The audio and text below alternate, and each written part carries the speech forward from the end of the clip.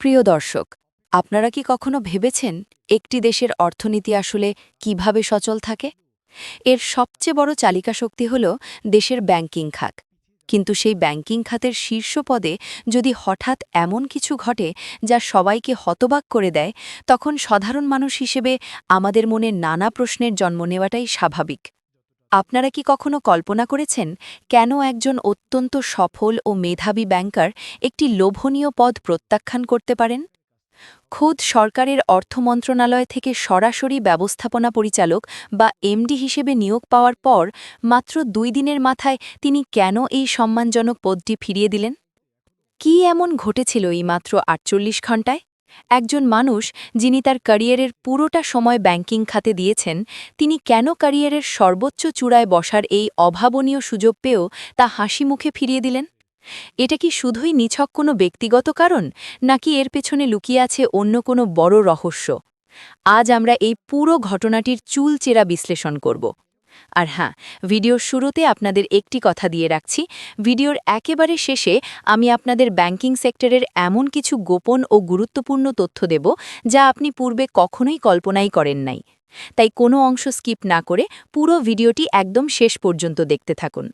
দর্শক, আজকের এই আলোচনার মূল ভিত্তি এবং তথ্যসূত্র হল দেশের অন্যতম জনপ্রিয় এবং স্বনামধন্য জাতীয় দৈনিক পত্রিকা দেশ রূপান্তর। তাদের অনলাইনের একদম লেটেস্ট একটি ব্রেকিং নিউজ থেকে আমরা এই তথ্যগুলো পেয়েছি। সাংবাদিকতার নীতি মেনে অত্যন্ত বিশ্বস্ততার সাথে খবরটি সামনে নিয়ে আসার জন্য প্রথমেই তাদের প্রতি ধন্যবাদ জানাচ্ছি। তো চলুন মূল খবরে ফেরা যাক। ঘটনার কেন্দ্রবিন্দুতে রয়েছেন দেশের ব্যাংকিং খাতের একজন অত্যন্ত পরিচিত, বিচক্ষণ এবং অভিজ্ঞ মুখ, নাবিল মুস্তাফিজুর রহমান।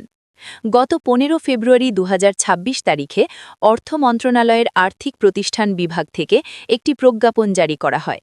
সেই প্রজ্ঞাপনে তাকে ৩ বছরের জন্য সম্মিলিত ইসলামী ব্যাংকের ব্যবস্থাপনা পরিচালক বা এমডি এবং প্রধান নির্বাহী কর্মকর্তা হিসেবে চুক্তিভিত্তিক নিয়োগ দেওয়া হয়। একটি ব্যাংকের এমডি হওয়া যে কোনো ব্যাংকারের জন্যই আজীবনের লালিত স্বপ্ন, আর সেটি যদি হয় সরকারের অর্থ মন্ত্রণালয়ের সরাসরি নিয়োগ, তবে তার গুরুত্ব কতটুকু তা নিশ্চয়ই বুঝতে পারছেন। কিন্তু পুরো ব্যাংকিং পাড়াকে অবাক করে দিয়ে নিয়োগ পাওয়ার মাত্র ২ দিন পর ১৭ ফেব্রুয়ারি তিনি সম্মিলিত ইসলামী ব্যাংকের চেয়ারম্যান বরাবর একটি আনুষ্ঠানিক চিঠি পাঠান। চিঠিতে তিনি অত্যন্ত বিনীতভাবে কিন্তু স্পষ্টভাবে জানিয়ে দেন যে তিনি এই দায়িত্ব পালন করতে অপারগ। ব্যক্তিগত কারণ দেখিয়ে তিনি এই বিশাল সুযোগ থেকে নিজেকে সরিয়ে নেন। বর্তমানে Nabil Mustafizur Rahman United commercial bank বা ইউসিবিতে অতিরিক্ত ব্যবস্থাপনা পরিচালক বা এএমডি পদে অত্যন্ত সাফল্যের সাথে কর্মরত আছেন। ২০২৪ সালের অক্টোবর মাসে তিনি সেখানে যোগ দেন। বর্তমানে তিনি ইউসিবির ঝুঁকি ব্যবস্থাপনা বা রিস্ক ম্যানেজমেন্ট, ইসলামিক ব্যাংকিং এবং ট্রানজ্যাকশন ব্যাংকিংয়ের মতো অত্যন্ত স্পর্শকাতর বিভাগগুলো পরিচালনা করছেন। এর আগে তিনি হাবিব ব্যাংক লিমিটেড বা এইচবিএল বাংলাদেশের কান্ট্রি চিফ রিস্ক অফিসার হিসেবেও দায়িত্ব পালন করেছেন। একটু খেয়াল করে শুনবেন দর্শক, তিনি ছিলেন একজন চিফ রিস্ক অফিসার। ব্যাংকিং সেক্টরে এই পদটির গুরুত্ব কতটা বিশাল তা হয়তো সাধারণ মানুষ হিসেবে আমরা অনেকেই জানি না। একজন রিস্ক অফিসারের মূল কাজই হল ব্যাংকের অভ্যন্তরীণ এবং বাহ্যিক সমস্ত ঝুঁকি আগে থেকে আঁচ করতে পারা। কোথায় বিনিয়োগ করলে ব্যাংকের ক্ষতি হতে পারে, কোন ঋণগুলো খেলাপি হবার ঝুঁকিতে আছে এবং ব্যাংকের আর্থিক স্বাস্থ্য কতটা মজবুত, এই সব কিছু একজন চিফ রিস্ক অফিসারের নখদর্পণে থাকে। আপনারা নিশ্চয়ই জানেন যে গত কয়েক বছরে আমাদের দেশের ব্যাংকিং খাত নানা ধরনের চ্যালেঞ্জের মধ্য দিয়ে যাচ্ছে। বিশেষ করে ইসলামী ধারার ব্যাংকগুলোর প্রতি সাধারণ মানুষের অবিচল আস্থা ধরে রাখা, তারল্য সংকট মোকাবিলা করা এবং প্রাতিষ্ঠানিক সুশাসন নিশ্চিত করা এখন সবচেয়ে বড় চ্যালেঞ্জ। এই কঠিন সময়ে একটি ব্যাংকের এমডি হওয়া মানে শুধু একটি শীতাতপ নিয়ন্ত্রিত বিশাল ক্ষমতাবান চেয়ারে বসা নয়, বরং আক্ষরিক অর্থে কাঁটার মুকুট মাথায় পড়া। প্রতিদিন শত শত কোটি টাকার সিদ্ধান্ত নিতে হয়। একদিকে থাকে লাখ লাখ গ্রাহকের আমানত রক্ষার নৈতিক দায়িত্ব, অন্যদিকে থাকে পরিচালনা পর্ষদ এবং সরকারের নানা কঠিন নিয়মনীতির প্রচণ্ড চাপ। এর পাশাপাশি যদি আগে থেকেই ব্যাংকে বিশাল অঙ্কের খেলাপি ঋণ থাকে, তবে নতুন এমডির জন্য সেই চাপ সামলে ব্যাংকটিকে খাদের কিনারা থেকে তুলে আনা প্রায় অসম্ভব একটি মিশনে পরিণত হয়। এখন একটু ঠান্ডা মাথায় ভাবুন তো দর্শক, ১৫ তারিখ নিয়োগ পাওয়ার পর থেকে ১৭ তারিখ চিঠি দেওয়া পর্যন্ত এই ৪৮ ঘণ্টায় আসলে কি ঘটেছিল? নাবিল মুস্তাফিজুর রহমান একজন অত্যন্ত ঝানু এবং বাস্তববাদী ব্যাংকার। তিনি হয়তো এই 2 দিনে সম্মিলিত ইসলামী ব্যাংকের ভেতরের প্রকৃত অবস্থা এবং তাকে কতটা স্বাধীনভাবে কাজ করতে দেওয়া হবে তার একটি দ্রুত কিন্তু অত্যন্ত সূক্ষ্ম মূল্যায়ন করেছিলেন।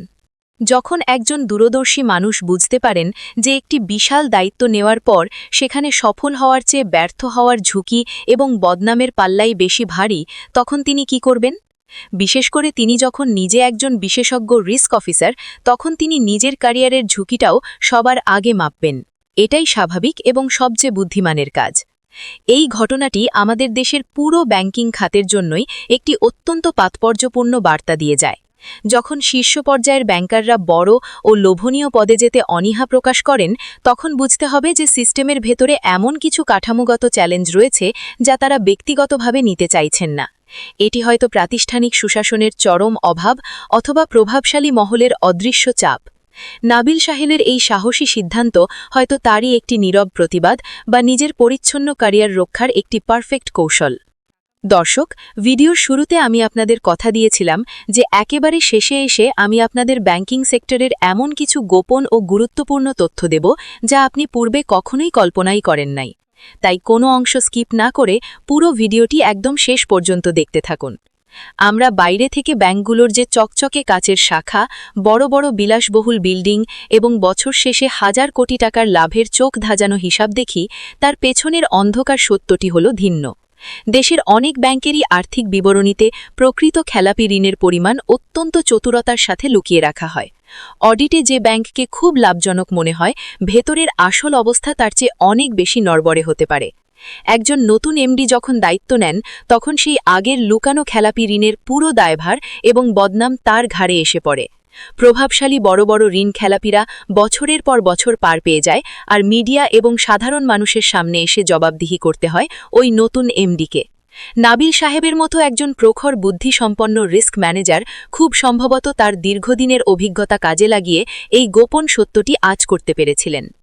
একজন অত্যন্ত যোগ্য মানুষের এই সরে দাঁড়ানো আমাদের দেশের অর্থনীতি এবং ব্যাংকিং ব্যবস্থার আমূল সংস্কারের প্রয়োজনীয়তাকে আবার নতুন করে চোখে আঙুল দিয়ে দেখিয়ে দিল।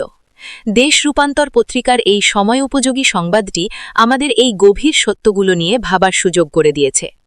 আজকের এই বিশ্লেষণমূলক ভিডিওটি যদি আপনাদের কাছে তথ্যবহুল মনে হয়, তাহলে অবশ্যই একটি লাইক দেবেন।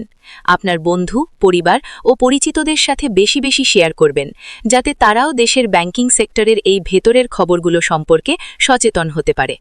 আজকের মতো এখানেই বিদায় নিচ্ছি। পুরো ভিডিওটি দেখার জন্য আপনাদের অসংখ্য ধন্যবাদ।